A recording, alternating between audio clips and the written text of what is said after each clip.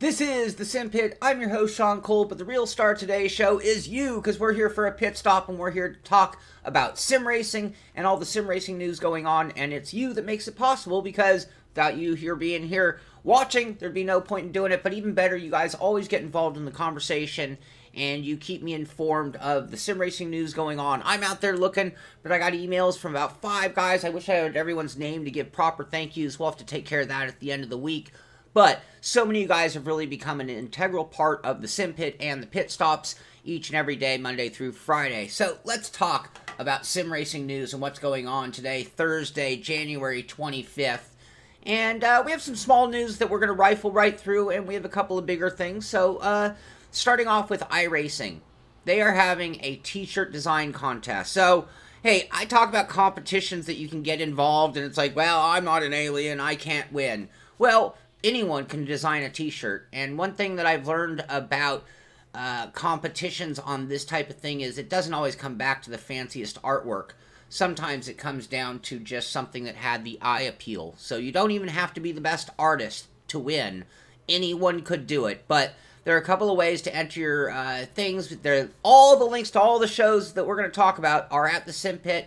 I'll cover that at the end of the show. I just noticed I don't have my Simpit hyperlink ready to go, so I'll take care of that as I'm talking. But the winner here, they're actually giving away iRacing credits. You could get 500 iRacing credits. That can be used for content, that can be used for renewal. iRacing credits can be used for anything. Once they're credits, they're credits. They'll also have 2 runner-ups, each getting 100 iRacing credits and a $50 BlipShift gift card. And if you don't know BlipShift, they're a cool t-shirt company. They make a lot of really cool different t-shirts. Today's designs, they have previous designs, they have cool cars, they have cool sayings. It's all automotive related. So, cool company. I've always been a big fan of BlipShift, and I have a few friends who wear their stuff all the time. So, again, this is the kind of the kind of competition that anybody could win. I don't want to hear any excuses on this one. Sorry about that. I'm moving things around as I speak. Next up, moving on to the next topic, is WRC 7. We've been talking about them because they have their competition that begins today. Well, it's not too late to get in, and if you don't have the game, it is 60% off on Steam. So that is a good opportunity to get that game if you haven't tried it already. I have not played it, but I have heard from others that it is a quality game, and at 60% off, it's probably worth it. Next up, we're just going to stick with this story because you know it's one of my favorites. Hopefully you enjoy it as well. But Rudy Van Buren, more out of him at... Oh, hold on.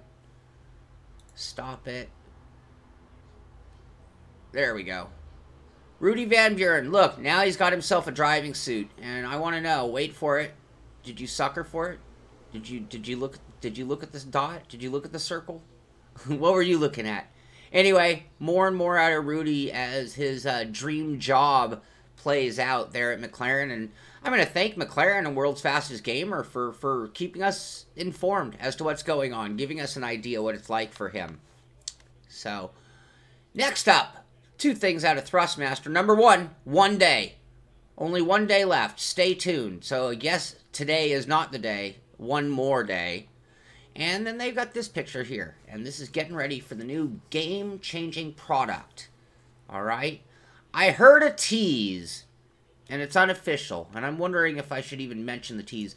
But here's the other thing. Thrustmaster has officially assembled their racing team.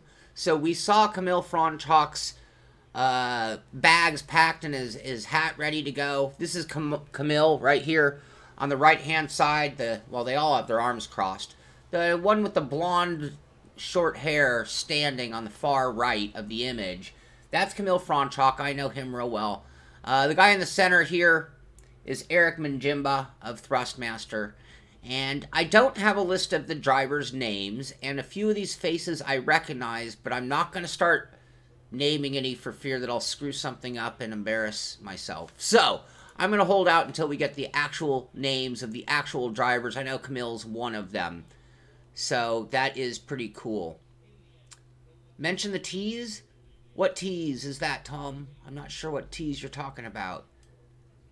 Billy wears BlipShift. Cool. I just saw that in the scrolling chat there.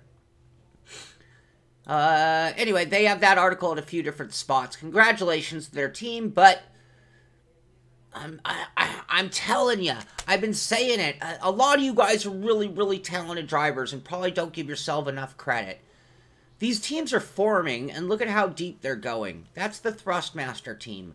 Fnatic is already associated with Redline.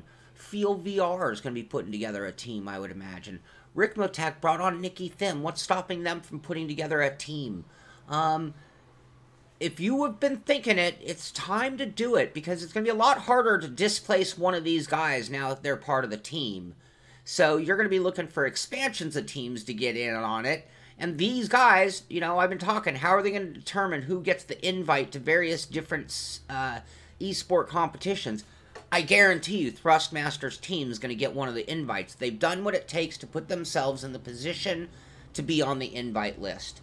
You know, Mitchie here with Avid Chronic, he's trying to get that team into that upper level. Somehow, some way, Mitchie's going to have to get himself and that team on the invite list. When a big competition comes in, they all know to go to Team Redline. They're all going to know to go to Thrustmaster Esport.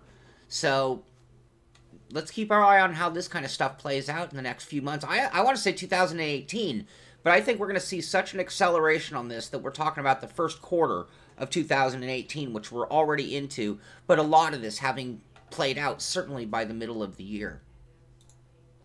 Next up, I'm certainly not going to stick around on this one, but it was a cool article out of GTA Boom, and they're talking about the top pop cult vehicle references future GTA Online DLC should make.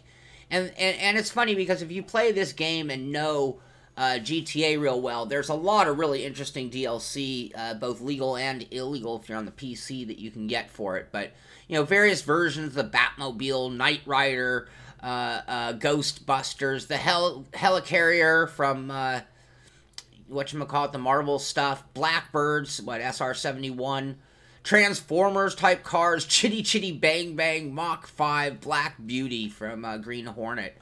So, anyway, it'd be interested. Dave Blair, the only reason there's not a Simpit team is a logistical thing. I am so far behind and having such a hard time doing what I want to do that it would really, really, really be nice to have others get involved in various different ways. And a Simpit team and having someone to manage and administer the team would be a job in its own. And it's much needed, and I'd love to do it. And if anybody wants to be part of it, hit me up. I'm very open-ended as to what the Simpit will and can do. So, I'm very open to that. Oh, and getting back to the Thrustmaster, I shouldn't even say, I'm just going to say, I heard that they have something that resembles this, but doesn't shift, and made in conjunction with Sparko. That's all I'm going to say. That's all I actually even know. It's just like through the grapevine I hear things.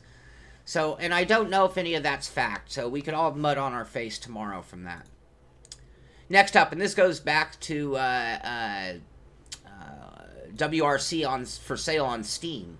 But at this point, and this isn't the only one, but here's an article at dispatches.cheatcc.com talking about Steam finally getting some competition. So I know a lot of you guys, I talk to you guys regularly. Some of you guys have over 100 games on Steam at this point. It's been around for so long, and it's such a mainstay in our gaming community. But a few other companies are coming after them. So this one, the article talks about Robot Cash. Don't know anything about them, but they're talking about them coming after them. So, and I heard of another one. I can't remember the name, but this isn't even the only other game. But, you know, Steam is a great idea, and it took them years to kind of get going. And in the beginning, they had just some sort of like your cult games or your third-level developer-type games. But now, they are actually... yes, that was the tease. Oh, did they already show it? Oh, okay. Well, good for them. And F you to Thrustmaster for not sending it to me or giving me that news. So, there you go. That's my little mini rant. But I'm going to take a little more aggressive a stance. It's like, you know what? I'm here working for the community, and the developers know I'm here, and they can pick up the phone. They can pick up the email. I can't call every company every single day. And at some point, no, the point is now. I'm going to call a spade a spade. If they send it to me, then I consider them doing their job well. If they don't, then I kind of think they're idiots. Get it together. We're doing the best we can for the community. We need the community's help in every direction. So, next cool story.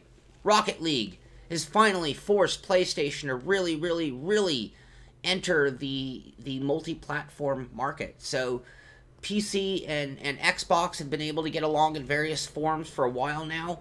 But PlayStation had always been a holdout, blaming various different reasons. But the game Rocket League is getting them to reconsider their decision. And this might be the first true cross-platform game ever. And if that happens, that could just be the beginning of a whole new era of sim racing as well. Oh, is that their event in France? Alright, well, they still have my number, Billy. So, they send me lots of stuff, they want promotion when they want it, and they seem to forget at other times. So, and I don't even mean to single out Thrustmaster. You've heard me having difficulties getting a hold of the guys at WRC with the TT Isle of Man. I actually get emails from people thanking me for my coverage of TT Isle of Man, yet those people can't pick up the phone or return an email. So, you know, my job's hard and it's frustrating at times, and I think the whole new face of the Simpit is that you guys are a lot more intimately involved in the days in and days outs of the company, and along with that comes some highs and some lows. You know, I get these pedals and I'm on a high. I can't get news and I'm on a low. Or the show by product is the same way. Oh, I just got a picture of it even from Doug Hawley. So this one might be a case of Sean not doing his job well enough. So, except for this is at Flobe. I don't follow Flobe. But there you go. That looks to be the Thrustmaster Sparko handbrake. You know, funny. Alright, I'm still gonna give it, come on, Thrustmaster. So of all the things Thrustmaster thinks we really need in the world, we needed a super overbuilt high-end handbrake out of them when their shifter is a toy and their pedals are a joke. So there you go. I still have a gripe with, or a grievance with Thrustmaster. So there you go. It looks like it could be a sequential shifter or a handbrake. Did you guys see that switch, by the way? Did you see that?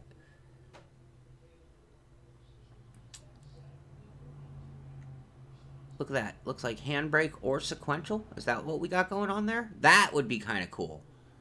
It's a load cell handbrake. Tom Jones with the joke of the day. Thank you, Tom. Alright, there we go. So I might have screwed up on that one, but my point of the frustration of the show certainly lies. And, again, Thrustmaster could have given me some images of things to go along. And that kind of is one of the changing of the times from a media perspective, that we could turn that into a whole rant of the day. But a lot of these companies are trying to really hold on to their marketing, and a lot more things are coming with, you know, requirements that you only say certain things, or embargoes for certain dates, and the days of the secrets or previews are so controlled and limited by comparison. So, but that's okay, because we're not focused 100% on that kind of stuff either. No, there's no versus, Brad. It just, you know, they have marketing people. Their marketing people could send me emails on various times. You know, why they choose certain times and not others, I don't know.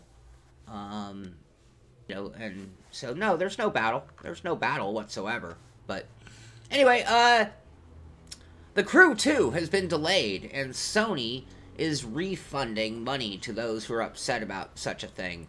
So, interesting story, and this is something I've often thought with all the pre-order madness that goes on in games, and them using teases like, oh, you only get the red, this wasn't the case, you only get the red Camaro if you buy it in advance, pre-order the game, and then what if they fail on their end? And meanwhile, I really didn't care about the Camaro. Did I call it a Corvette? Sorry.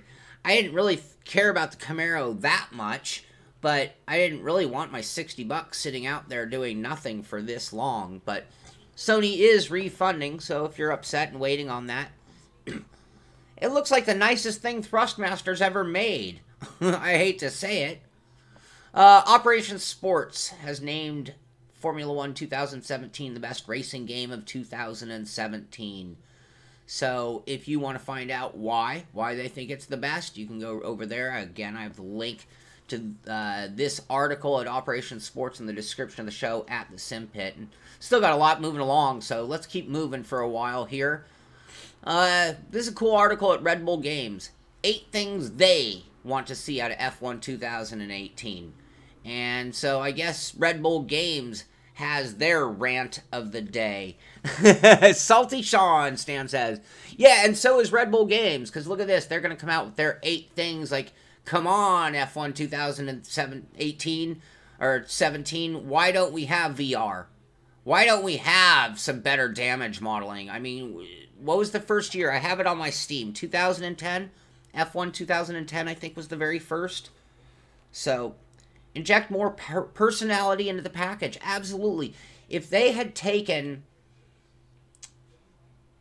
what they did on the first version and went away from and then came back to, they would have been there already. We're going to talk about that, Normal. A sort of ultimate team for F1. More challenges. I agree. A story mode would be amazing. I agree. That was one thing I always hoped they were going to give us. And a Switch version. I don't know about that personally, but okay. Anyway, but Red Bull Games with their rant on Codemasters of the day. I don't think it's really in the form of a rant as much as I would, but I'm sure it was a rant that led to the article. Next up, GT Planet Project Cars 2 Photo Mode Competition. So, again, if you can't draw, those who can't paint. No, I don't understand. I'm sorry, I didn't mean that. Those who are good at photo mode should take opportunity and enter that competition. And you'll have the link to where you can find out all the details on that at the description of the show as well. Next up, Sim Racing Observer with the iRankings 2018 Week 3 rankings for iRacing. Lopez still on top. Galink, Beneke, Jansen, Kikkonen, Weinig, rounding out the top 6, I think. Let's kind of scroll. Alex Simpson, I know him. He's in 12th. I'm just looking for Mitchell de Jong in 18th. Doing that mainly on GRC. Tommy Osgard in 27th. I'm looking for some of my friends. PJ Sturgis in 33rd. You guys see if you have any names of friends of yours, or maybe we've scrolled past your name and I missed it. I'm so sorry. Alexia Loma down in 67th. And should we look for a John Hill? Is he going to be on the list this time? Anyway, we can check out the list in greater detail on our own. I can't imagine I'm on the list. I only did one official race. Next up, incoming new cars to GT Sport. We already talked about this, but if you read this article at GT Planet, they also address the shutdown of the PS3 gaming, which means that a lot of people are going to lose, like Gran Turismo 6, and the seasonal challenges and the things that they've been doing since the game came out. So it looks like they're going to be adding some of those aspects to GT Sport, which should be pretty nice also. So we already saw this image with the silhouettes of some of the cars that are quite recognizable if you know your car shapes. But it doesn't confirm models if it's between years kind of thing. But it looks like it's more than just a car pack coming in the next update to GT Sport.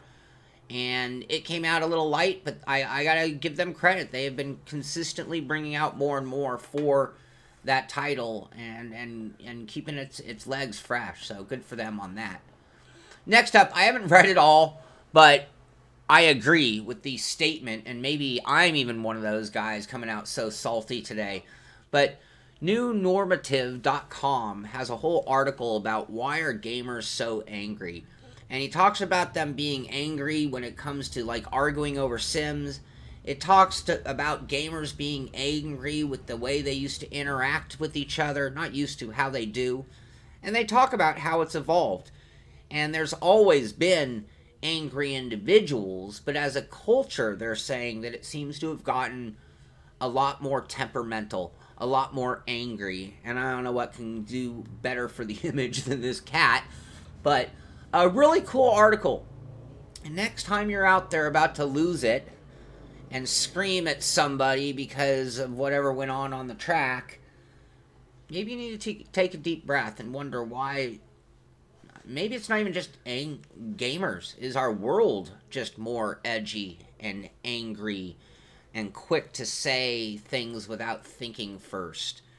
So, just got another image out of Doug Hawley. How can they be acting like this is such secret news if Doug Hawley can instantly... Because again, they haven't put these up at Thrustmaster. If you go to the Thrustmaster, Facebook page, none of this is there. But here we have, like, box cover stuff. Handbrake and shifter mode. That makes it a lot cooler, for sure. Compatible with all their wheels. Well, yeah. 90% high-quality metal components. Yeah! What about your wheels? What about your pedals? Oh, I'm sorry. I'm in rare form today. Next up, moving right along. A bunch of people have sent me this one. Driver61 with another cool thing. He does a lot of different types of content, not always sim racing specific, but how useful are racing sims for real world racing drivers? Pro Driver explains. So a lot of people have mentioned that I have not had time to watch the video. It's only 7 minutes long, but you can check it out yourself. Next up. Just got notice, and I thought these had already actually come out, but Proto Simtech is now talking about, and we've been doing a lot of talk about pedals recently, but version 2 of the Proto Simtech pedals are apparently near the end of production and almost ready. So I know a lot of people have talked about trying to get something, and he's been out of stock. I think that's been delays bringing this online, but it looks like we are very, very close to these coming out. Well, Billy, I always try to cover sim racing from the angle of what I love. But it doesn't mean that I don't find my aggravations in what I witness and see from time to time. So, yes, I agree. I agree. It's a lot more fun to look at the world and sim racing through, positive perspective. They do look like an erector set, John. Absolutely. Absolutely. All right, and my last story of the day was sent in as well. And innovating the future at VW's Electronics Research Lab. This is at newsroom.vw.com. But you scroll down in the article to see a absolute simulator. And this isn't a trade show scenario. This is, at their engineering labs, research labs. Think about this. You could do all of your testing for comfort, for view, not road noise and things like that, but that driver could sit there in that simulation for 6 hours and then get out and tell him how his back feels, how his hands feels. And VW simulators have huge bezels. Tom, you are on fire. You are on fire, my friend. So anyway, this is a very cool article. This thing's up in Northern California. And, they're using simulation in their engineering at VW Labs. Formula One's using simulators not just for the drivers, but for the engineers at their teams. Racing drivers are using simulation to prepare for racing. We've all been sim racing for decades, waiting for it to get to this point. And, I think it's funny, a lot of these guys come in and they probably don't realize that it's something 20 years old.